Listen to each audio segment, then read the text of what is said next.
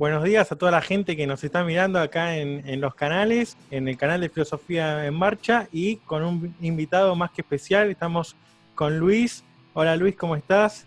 Hola, ¿cómo estamos? Muy Un bien, placer colaborar con vosotros aquí. sí, estamos muy contentos. Para la gente que no conoce a Luis, Luis es de Barcelona y también tiene su canal de YouTube, que vamos a estar dejando el link para que puedan ir a ver los videos de Luis. También trabaja sobre otros autores. Esta conversación va a ser de Nietzsche, pero vamos a hablar también más adelante, quizás en otra oportunidad, de Foucault y de otros temas. El tema de la conversación del día de hoy, que digamos de alguna forma nos convoca, es el tema y la problemática del nihilismo. Desde que comencé a leer Nietzsche, me encontré en varias oportunidades con este concepto de nihilismo que a uno como adolescente me parece que le genera curiosidad y también ha sido un gran tema de debate filosófico, me parece, a lo largo del siglo XX, y me da la sensación de que si bien es un concepto que aparece mucho antes de Nietzsche, Nietzsche lo interpreta o lo analiza de cierta manera que ocasiona una suerte de viraje en ese concepto, le da una impronta, una importancia que a mi forma de ver ese concepto de nihilismo no tenía. Y primero, como para entrar a debatir sobre este concepto, uno busca sobre la palabra nihilismo para ver qué es, y encuentra como nihilismo, que viene del latín, de nihil, de una referencia a la nada. Pero después, ¿qué pasa con ese concepto, con esa nada, una sensación, esa nada que queda en determinado sujeto, en un individuo particular, o es algo que atraviesa a una época? Entonces, me parece que hay distintos matices que se van desprendiendo de este concepto de nihilismo. Y yo te quería consultar, Luis, ¿qué podríamos comprender de Nietzsche por nihilismo? Y si este concepto tiene distintos matices, lo podemos ir encontrando en distintos puntos de la obra de Nietzsche. ¿Cómo te parece que alguien que ve este concepto, por dónde podría comenzar a estudiarlo, a indagarlo, para poder comprender? Bueno, yo creo que la conceptualización del nihilismo en Nietzsche, porque yo antes de Nietzsche yo creo que es un concepto muy vago y que ahora tampoco no vale la pena hacer referencia. Es un concepto que Nietzsche no es un concepto, digamos, del primer Nietzsche, sino que es un concepto que Nietzsche va elaborando en su última época. Y básicamente los textos sobre nihilismo están muy recogidos en fragmentos póstumos, ¿no? De hecho, yo creo que el libro, digamos, de Nietzsche, donde aparece, y no porque la palabra quizás aparezca mucho, pero aparece, yo creo, de una manera muy nuclear, es yo creo que el libro, dentro de lo poco sistemático que es Nietzsche, más sistemático de Nietzsche, que es la genealogía de la moral, ¿no? Lo que viene a apuntar Nietzsche, y sobre todo es muy interesante, porque es al final de este libro, que estamos asistiendo. Fíjate que Nietzsche dice estamos asistiendo, evidentemente él está hablando a finales del siglo XVIII y de hecho en algún momento dice que el nihilismo será como el hilo conductor del siglo XX y del siglo XXI. Nietzsche dice que estamos asistiendo a lo que sería la negación de la voluntad, que representaría el cristianismo. Es decir, el cristianismo representa para Nietzsche la negación de la voluntad de vivir. Pero es una negación de la voluntad de vivir, es decir, voluntad de vivir como voluntad de poder, que ya en sí mismo es como, por decirlo así, es un poco paradójico, la voluntad de poder de los impotentes, por decirlo de alguna manera. Es decir, la vida del cristianismo para Nietzsche se manifiesta como un movimiento contra la vida, pero al ser un movimiento contra la vida, no por esto deja de ser vida, por decirlo de alguna manera. Pero Nietzsche lo que dice es que vamos a pasar de esta voluntad de negación a algo peor, que sería la negación de la voluntad, que sería el nihilismo. Esto es bastante el final de su genealogía de la moral, ¿no?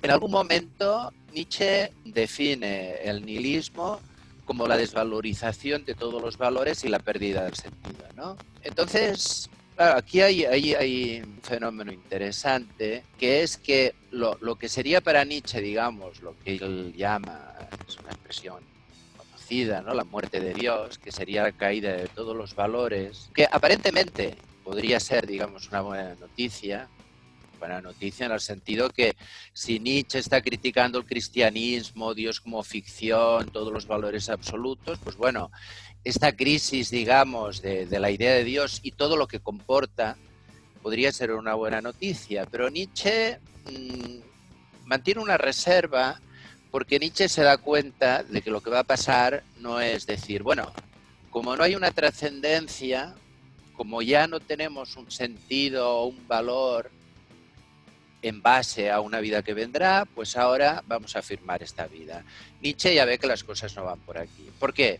Porque justamente si llevamos tantos siglos pensando que el sentido de la vida y el valor de la vida depende de algo trascendente, en el momento que esto se pierde, aparece como el absurdo. Es decir, no aparece el decir, bueno, demos un sentido a esta vida, sino aparece, esta vida es absurda. ¿Para qué vamos a vivir si no hay nada después? Y esto yo creo que es lo que representa para Nietzsche, digamos, el nihilismo. Ahora me parece curioso porque vos bien nombrabas que no importa si está hablando del nihilismo o no en base a cuántas veces se escribe la palabra nihilismo en el texto, sino que él puede hacer referencia al nihilismo quizás hasta sin mencionarlo.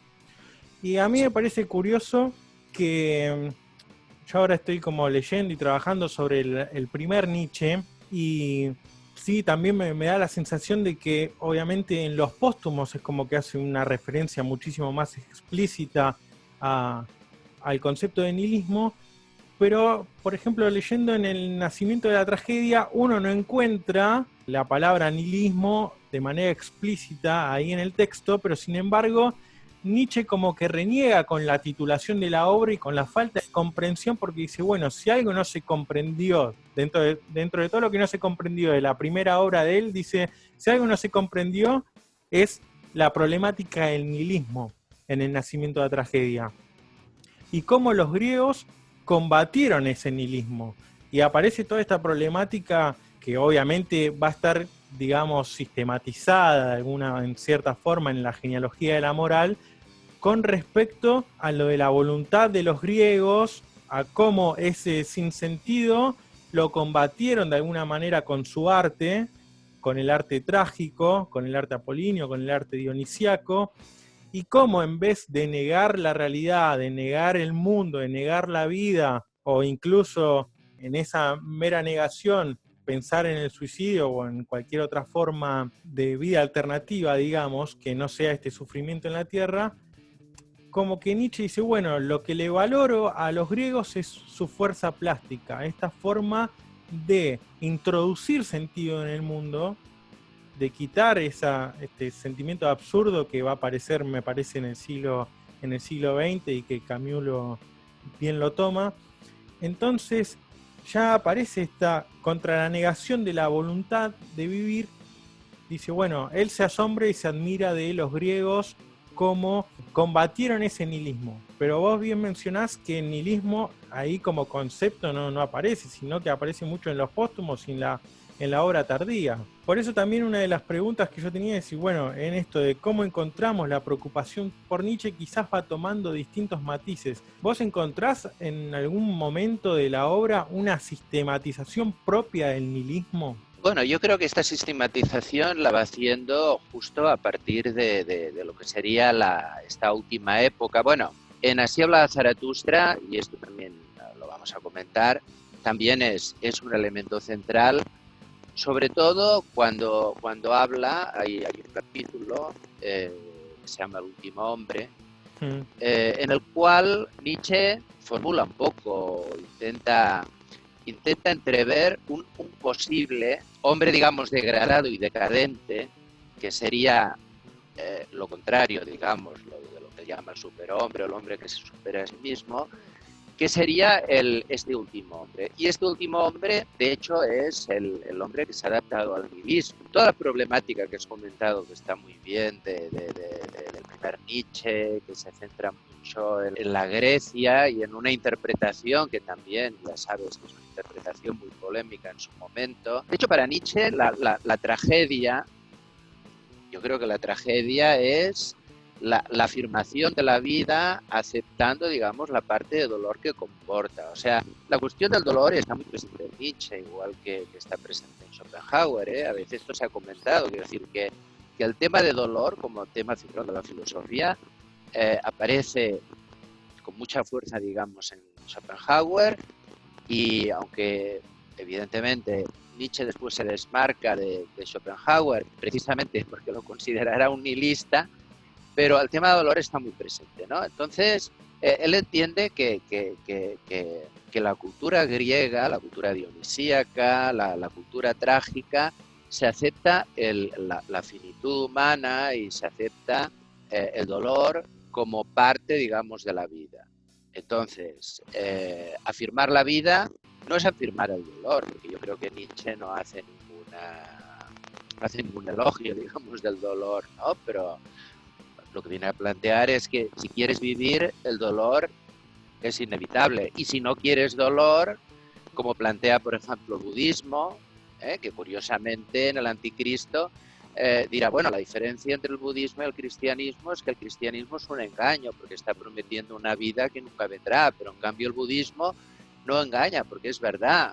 Es decir, si tú renuncias al deseo, evidentemente no sufrirás. Lo que pasa es que lo que planteará es que tampoco vivirás, ¿no? Porque en este planteamiento, digamos, de intensidad vital de Nietzsche, evidentemente la reducción, digamos, de la vida a mínimos, que es lo que tiende él, que plantea el budismo, pues le parecerá también una forma de nihilismo, ¿no? Pero bueno, vamos a ver, de alguna manera sí que yo creo que tiene razón en el sentido que, vamos a ver, el nihilismo no es una cosa que aparezca de una forma, digamos, inesperada y discontinua, porque yo creo que, aunque la obra de Nietzsche sea muy, evidentemente, muy poco sistemática, incluso podemos entrar en contradicciones que él mismo aceptaba, sí que hay una maduración de algo que ya está contenido, digamos, hasta el principio, ¿no? Él, yo creo que con nihilismo lo que